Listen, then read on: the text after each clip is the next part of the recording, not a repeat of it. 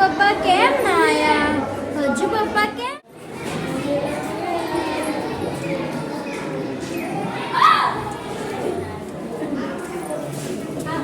બેટા કેમ છે તું? તમે કોણ છો? હું તમને નથી ઓળખતી. બેટા હું તારા પપ્પાનો મિત્ર છું. તને ઘરે લેવા આવે છું. ચાલ બેટા.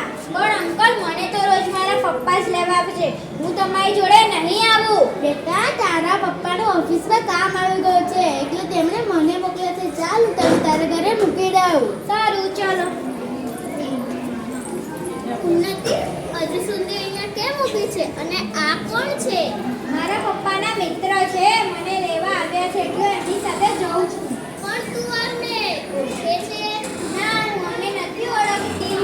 તો આમના સાથે ના જવાય.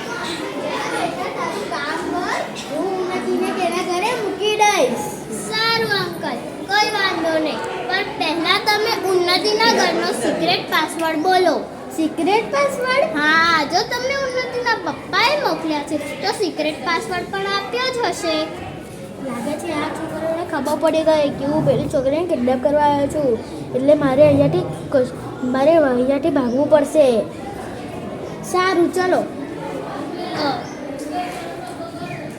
બોલો નહીતર હું મારા મેડમ પાસેથી ઉન્નતિના પપ્પાને ફોન કરાવું. સારું ચાલો બેટા મને કામ યાદ આવે તો હું જાઉં. જોયું નથી આ તારા પપ્પાના મિત્ર ન હતા. આ તો કોક અજાણ્યું વ્યક્તિ હતું અને આ અજાણ્યા વ્યક્તિ પાસે ના જવાય. હા જીરા તારી સાચી વાત છે. તે મને બચાવી લીધી. નકો મારું શું થાય?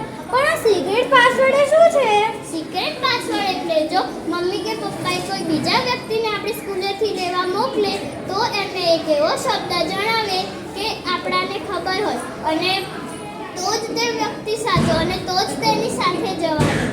હા બહુ સરસ. હવે હું પણ મારા ઘરને એક સિક્રેટ પાસવર્ડ બનાવી જ લઈશ. પીએમ શ્રી સગના તલાવડી પ્રાથમિક શાળા Vallabh Vidyanagar. School disaster risk management 2024 સ્વ બચાવ અને જાગૃતિ કમિટી સૌ વિદ્યાર્થીઓને જણાવે છે કે કોઈ અજાણ્યા વ્યક્તિ સાથે જવું નહીં અને આવા વ્યક્તિ પાસેથી કોઈ ચીજ લેવી નહીં. નમસ્તે.